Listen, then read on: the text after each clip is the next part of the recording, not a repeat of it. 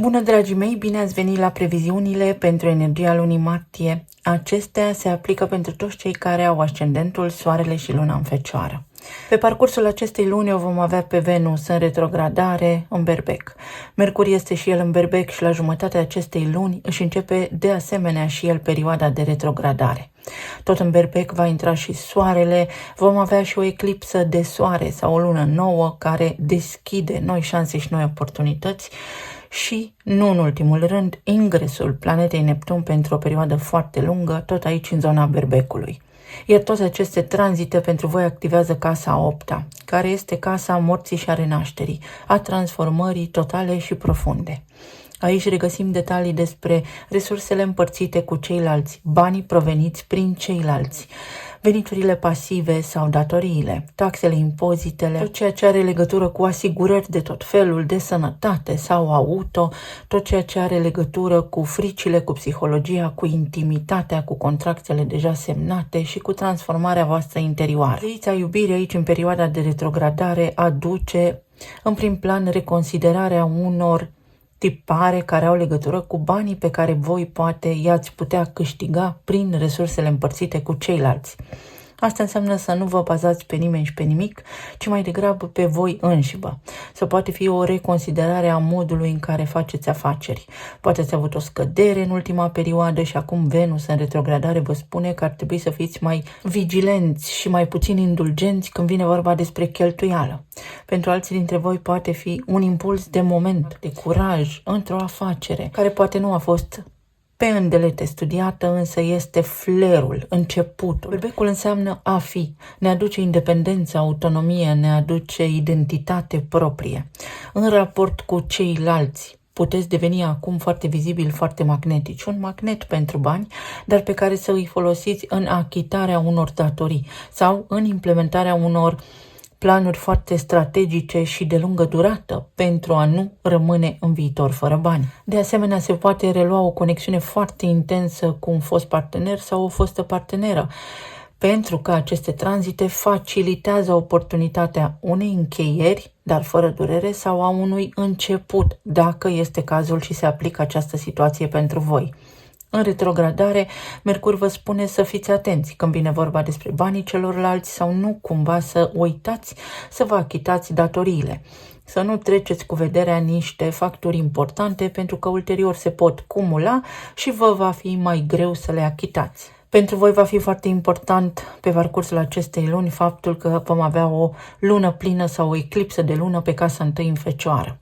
Voi ca arhetip reprezentați structura și organizarea, disciplina, în general, la locul de muncă sau rutina. De asemenea, Fecioara ca arhetip vine și cu foarte multă critică sau autocritică, cu un nivel de execuție foarte procedural corect, cu un nivel de inteligență aparte, cu execuție până la cel mai mic detaliu, dar și cu rigiditate, să îi spunem. Iar această lună plină vine cu niște concluzii.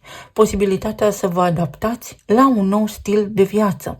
Sau este acel moment optim, benefic, din spațiu și din timp în care puteți să ajustați tot ceea ce nu funcționează în parametrii optimi, conform așteptărilor voastre. În scurt timp, Saturn va urma și el să intre aici în Berbec și tot ceea ce voi faceți acum va fi de mare importanță pentru următorii 3 ani de zile, pentru că dacă nu vă faceți temele, dacă nu vă ordonați plățile, afacerile sau modalitatea în care interacționați voi, deci prietenii cei mai buni, dacă aveți oameni toxici în viața voastră, acum este momentul să vi se clarifice poveștile de viață încurcate sau complexe sau complicate, pentru că ulterior Saturn va aduce limite sau, să spunem, greutăți, blocaje în a face anumite lucruri și s-ar putea să vă spună ceva de genul asta ai vrut, asta ai primit. Este o lună optimă pentru voi la nivel de corp fizic, la nivel de mentalitate, să aduceți schimbări în viața voastră. Este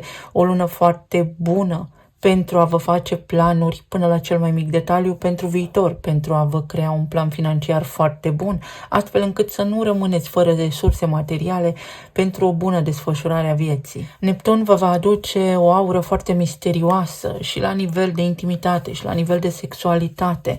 Vă poate face să vă îndrăgostiți foarte repede, să fiți atenți sau să cheltuiți bani foarte ușor sau De asemenea, mai vine aici cu un mic, să spunem, avertisment. Ai grijă cui îți încredințezi tu economiile de o viață, pentru că te pot produce niște rupturi, una să crezi și alta să se întâmple. Neptun te poate pune în fața unui fapt împlinit pentru a atinge, metaforic vorbind, cerul cu mâna, o mare dorință să ți se îndeplinească sau să crezi că ai un noroc absolut, în timp ce ulterior Saturn va veni și va spune trebuia să fii puțin mai realist.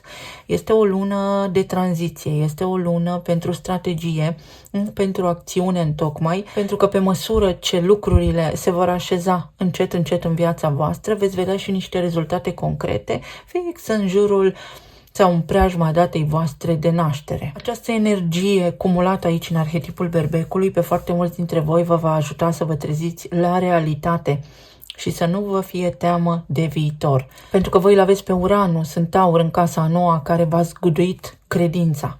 Acum este momentul să faceți ceva pentru viața voastră. Vor urma schimbări la nivel de carieră pe parcursul acestei veri sau surprize, situații care vă aduc, așa cum am menționat încă de la început, o transformare totală a vieții.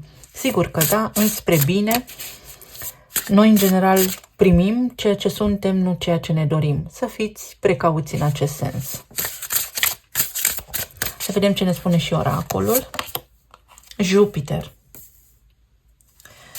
Jupiter este în Gemeni. Guvernatorul vostru, Mercur, retrogradează în Berbec acum. Mercur guvernează și arhetipul Gemenilor, dar și pe al vostru.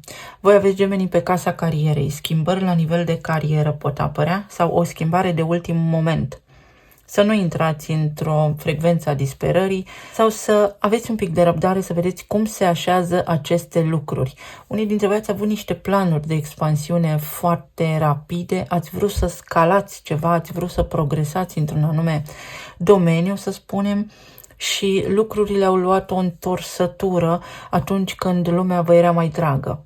Pentru unii dintre voi. Pentru alții dintre voi este un moment epic, aș putea spune fantastic de bun în această perioadă, să avansați către lucrurile pe care vi le doriți sau să reevaluați o situație, o dorință, un lucru care vă apasă, care v-a stresat sau pe care vi l-ați dorit foarte mult, pentru că veți găsi acum o cale să vă detașați de blocaje și să mergeți țintit către ceea ce vă doriți.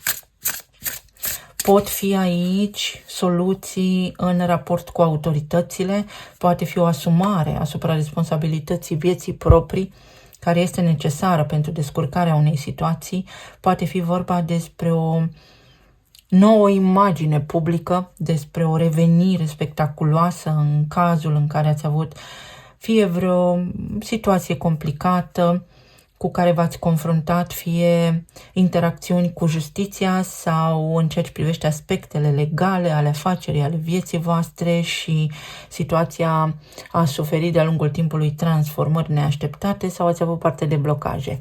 Acum lucrurile vor tinde să se lămurească.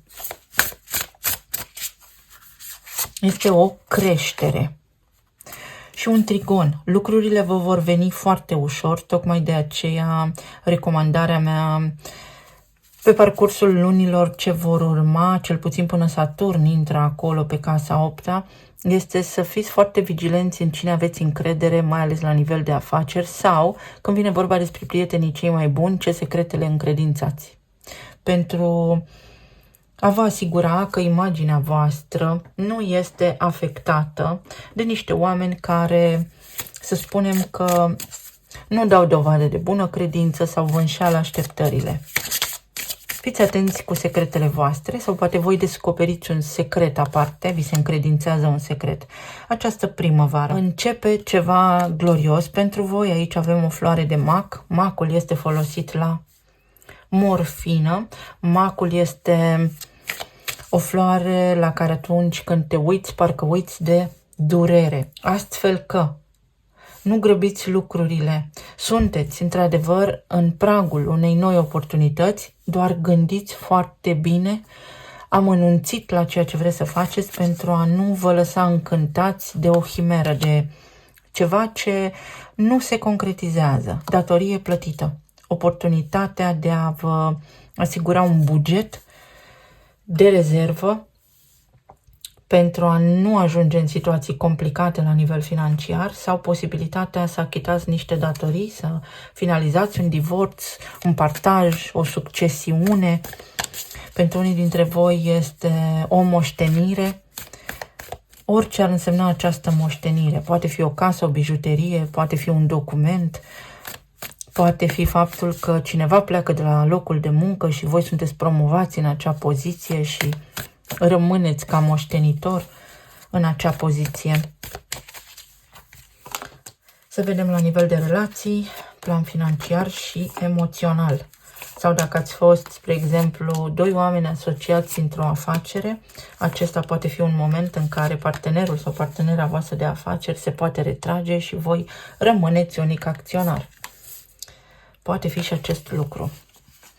Oh, ce frumos! Pe zona de relații, strategii financiare pentru unii dintre voi. Preluați frâul familiei voastre sau frâul când vine vorba despre interacțiunea voastră ca și cuplu. Veți fi foarte prezenți unii dintre voi în relația voastră sau partenerii voștri de viață vor încerca să vină și să sprijine și ei bunul mers al lucrurilor. Regina de monede este o figură maternă foarte stabilă, foarte echilibrată, iar împăratul, desigur, luptă pentru că știe că nu îi se cuvine totul, ci el câștigă printr-un efort deosebit ceea ce are. Așa este și la voi în cuplu. O etapă de planificare prin care știți ce aveți de făcut și face fiecare dintre voi tot posibilul pentru ca lucrurile să fie stabile sau cel puțin să nu simțiți că sunteți cutremurați de fel și fel de situații neprevăzute. Pentru unii dintre voi este o etapă în care poate planificați să deveniți părinți sau sunteți voi implicați în viețile copiilor voștri pentru că aceștia au nevoie de ajutorul vostru. Cei care sunteți singuri, aici este o temă a mamei care a fost în energie masculină, mai ales dacă, să spunem, proveniți din familii monoparentale. Cineva mi-a fost și mamă și tată și atunci eu am învățat să mă descurc singur și sigur că energia voastră respinge inconștient un parteneriat pentru că voi vă descurcați deja singuri. Să fiți atenți la acest lucru. Pentru alții dintre voi poate veni cineva, vă poate propune inclusiv un parteneriat, poate fi chiar și o cerere în căsătorie, poate fi în sfârșit ruperea tăcerii dintre tine și cineva drag, o persoană care să îndrăznească acum să își declare sentimentele sau să-ți spună ce simte cu adevărat pentru tine. Este o elevare pe zona de relații, o lună pentru concluzii, sau cineva te asigură că totul este în ordine și îți spune să te liniștești. Ai nevoie de ajutor? Cere-l. Sau te poți baza pe cineva drag ție pe parcursul acestei luni. 7 de bâte. După atâta frig și ploaie, iar se arată soarele. Exact așa va fi această lună pentru tine. Putere.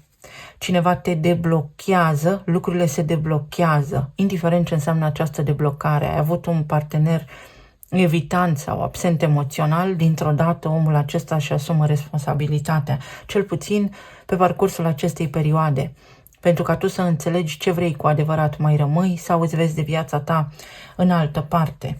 Pentru alții dintre voi este o creștere deodată. Cineva vine și luptă pentru tine. Dacă ești persoană singură, poate veni cineva care începe să te curteze și să te invite în oraș și nu se lasă până ce nu obține măcar o întâlnire cu tine. Alții dintre voi faceți o analiză. Aveți o istorie împreună, ați trecut prin multe lucruri împreună aici. Și faceți o analiză, rezolvați niște lucruri foarte importante, foarte realiste, care au legătură cu familia voastră. Soarele poate fi o sarcină pentru unii dintre voi sau pur și simplu se face lumină în relația voastră, rezolvați, așa cum am spus, niște treburi importante pe partea financiară. partenerul vostru de viață are parte de o creștere la nivel financiar care sigur că aduce o mare contribuție în starea voastră de bine sau către starea voastră de bine ca și cuplu, sau este cineva care știe ce vrea, pur și simplu știe ce vrea. Tu știi cine ești, tu știi ce vrei în această lună, dar și partenerul tău de viață, în cazul în care existau confuzii, acum știe ce vrea și luptă pentru tine. Îndrăgostiții, o lună de echilibru și o lună de armonie, o lună în care unii dintre voi vă veți putea baza pe partenerii voștri de viață sau aceștia primesc niște bonusuri. Se întâmplă ceva bun, este o bucurie, dar prin intermediul partenerilor voștri de viață.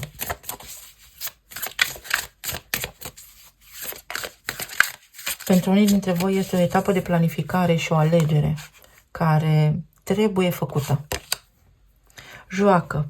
Ne jucăm în iubire, suntem bine, suntem relaxați, iese soarele, mergem în concediu. Unii dintre voi puteți pleca chiar și în concediu sau respirați ușurați în urma unor situații stresante. Și aici este profunzime. Această carte indică faptul că vă redescoperiți reciproc, că lucrurile tind să se ușureze cumva pentru voi, să aveți parte de mai multă armonie și bucurie în casă, de distracție mai multă. Unii dintre voi poate ajungeți la un eveniment, poate vi se căsătoresc copii în perioada aceasta, este multă voie bună. La nivel financiar sau aici, în planul terestru, să-i spunem, aveți parte de o victorie în urma unei alegeri. În viața voastră se petrece în mod evident ceva și este nevoia imediată de a gândi lucrurile foarte pragmatic și foarte realist și în urma acestei alegeri potențialul este unul colosal de succes. Pentru alții dintre voi este vorba despre încheierea unui divorț, poate se aplică acest lucru, un partaj sau semnați niște acte. Sunt niște proceduri legale pe care le încheiați acum, care vă aduc de asemenea succes, câștig sau câștiguri. Pentru alții dintre voi este o instanță, o speță, ceva în justiție care se întâmplă și este un rezultat optim în favoarea voastră. Poate fi o renegociere de contract de muncă, poate fi o reziliere și spunem suntem chit sau mi-au achitat această datorie, am scăpat, m-am eliberat. Evrica, reușești. Asul de cupe, o regenerare totală, un nou loc de muncă sau așa cum am spus, este energia casei a 8-a care natural aparține Scorpionului, o eliberare. Merg către un nivel mai înalt, către o frecvență mai înaltă sau se deblochează la nivel financiar niște lucruri pentru mine. Scăpați de niște impedimente, folosiți-vă intuiția în luarea celei mai bune decizii pentru voi, pentru că potențialul este unul absolut superb, să câștigați ceva, să vă regenerați financiar.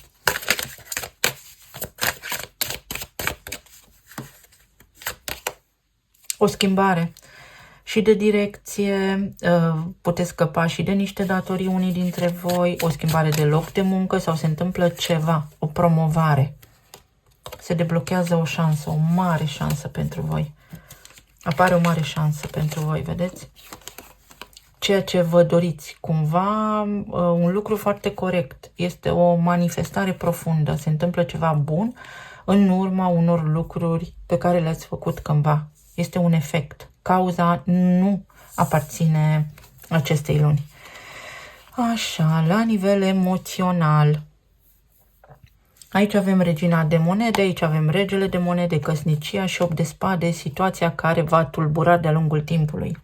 Este vorba despre doi oameni pentru unii dintre voi care s-au tot certat, care vor în permanență să aibă dreptate. Poate fi o căsnicie care s-a încheiat acum ceva timp și acum unii dintre voi semnați divorțul sau se încheie acea perioadă. Iar pentru alții dintre voi este precum urmează. Unul dintre parteneri este foarte apăsat de griji și unicul susținător financiar al familiei, iar celălalt partener în această perioadă își dă seama de nevoia financiară și vine și suplinește prin câștiguri În plus, bugetul familiei voastre. Este o situație care se remediază, este un impas pe care îl depășiți și îl depășiți ușor. Începând cu această lună, puteți celebra ceva, lucrurile se pot aranja pentru voi astfel încât să nu rămâneți descoperiți. Se echilibrează o situație.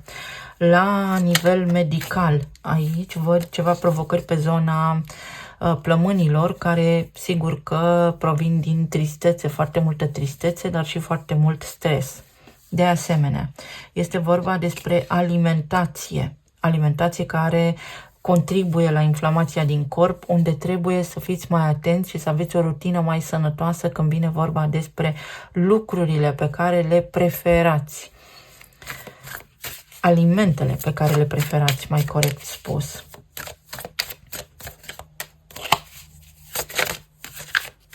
Unii dintre voi sunteți îngrijorați pentru starea de sănătate a cuiva. Sau sunteți îngrijorați, dar pentru o figură paternă. Este ca și când ați avut de ales între mama și tata, sau este un exemplu aici de urmat. Faetonul, progres și deblocarea situației, dar este o situație pe care o deblocați și către care progresați voi singuri. Pajul de cupe, curaj, idei foarte bune care vă vin și parteneriate. Sunteți și susținuți unii dintre voi de partenerii voștri sau întâlniți oamenii potriviți care să vă ajute, începând cu această lună până prin luna septembrie, să rezolvați niște provocări pe care le-ați avut. Pentru alții dintre voi este o sarcină, pentru alții dintre voi este vorba despre viața copiilor care poate v-a stresat recent, însă situația se remediază în provocările pe care le iau ei acum, lucrurile se vor rezolva, se vor liniști, acesta este potențialul, iar pentru alții dintre voi este o cerere în căsătorie, să știți, exact cum am menționat. Sau va fi o lună care te va provoca să îți dai seama cine ești tu cu adevărat și ce iubești tu cu adevărat. Un copil poate fi un lucru nou care începe, mă îndrăgostesc, ca la 15 ani, poate fi vorba despre al vostru copil, care se poate muta, se desprinde de cuib. Dacă aveți pe cineva în familie cu provocări de sănătate, poate fi un om matur care se poartă ca un copil, dar veți vedea niște îmbunătățiri pe parcursul acestei luni. Sau poate fi vorba despre unul dintre copiii voștri, mai ales dacă aveți 2 copii, uite, lucrurile se vor rezolva. Unul dintre ei vă arată mai mult ca într-o oglindă provocările voastre.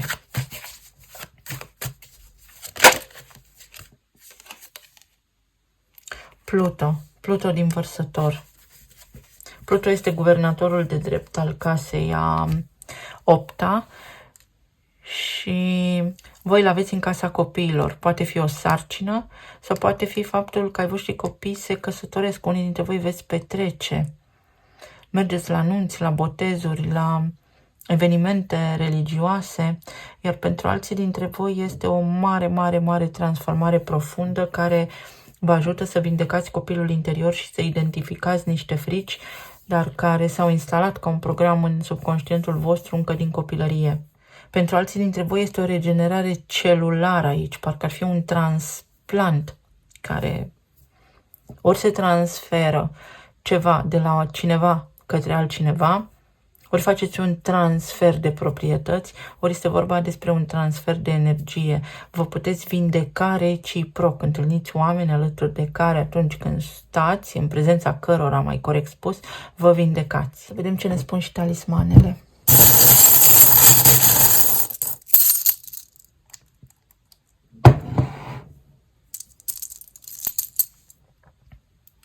Diete alimentare. Atenție la alimentație, pentru că este necesar, poate pentru unii dintre voi, să țineți o dietă, să fiți atenți la alimentația voastră. Pentru alții dintre voi este un tratament care va începe să dea roade. Gândiți prea mult și asta vă afectează. Nivelul vostru de stres și de cortizol este la maximum. Relația cu copiii. Poate unii dintre voi aveți o îngrijorare la nivel de familie, dar lucrurile se vor rezolva. Uite, apare judecata, apare o situație, o modalitate prin care să rezolvați o situație. Alții dintre voi aveți un talent. Folosiți-vă talentul pentru a rezolva această situație. Uite, unii dintre voi sunteți stresați pentru bugetul familiei voastre. Încercați să fiți optimiști pentru că vor apărea căi, modalități de remediere, mai ales la nivel financiar. Poate unii dintre voi aveți de face cu un rac sau aveți planete pe acolo. O vizită care se anunță, neașteptat. Uite, aici este vorba despre sănătatea cuiva, niște vești, sunteți îngrijorați pentru sănătatea cuiva unii dintre voi sau pentru starea de bine. Iar alții dintre voi